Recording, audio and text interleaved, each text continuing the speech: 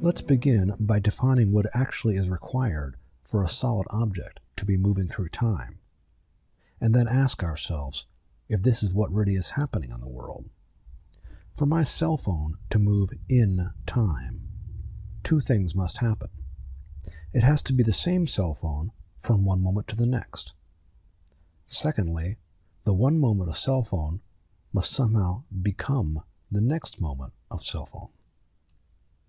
So the question is this: if we look closely at our cell phones, is this what's actually happening? If you recall our discussion of dependent arising, where we drilled down into the kitchen table in the Chevy Impala, there really isn't any actual cell phone in my hand. There is a large-scale event that's arising dependently upon thousands of small-scale events, to which you and I and the culture at large all agree to attach the label cell phone. In the next moment, there's another large-scale event, arising from thousands of sub-events, to which we will attach the same label. But that large-scale event will not be exactly the same. The phone is angled differently in the light and the heat.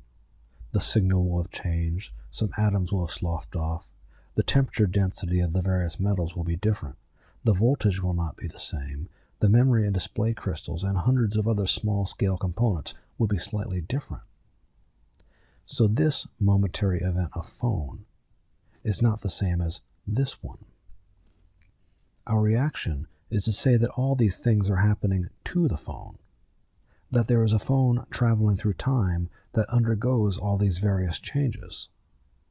But where is that phone? Remember King Milinda's chariot. For one moment of this cell phone to become the next moment of this cell phone, there would have to be something floating above all these changes, something that resides unchanged in the cell phone, some inherent identity, some persistent self that is not changing, something that might move or travel between these two moments. And as we have seen from our discussion of King Milinda's chariot, there isn't. The mental concept cell phone exists in my head.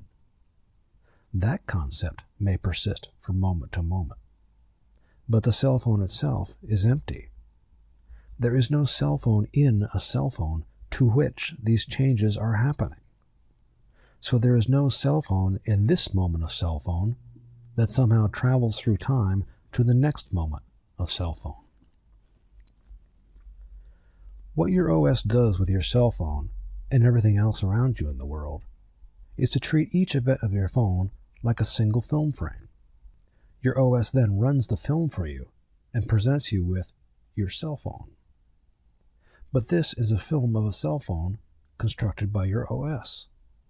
That cell phone is not really there in the world itself. Cell phones, understood as solid objects that persist from moment to moment and remain the same cell phones from breakfast table to the dinner table, do not exist in the world itself. To the extent that you're sure they do, you are living inside this film of the world and not the world itself.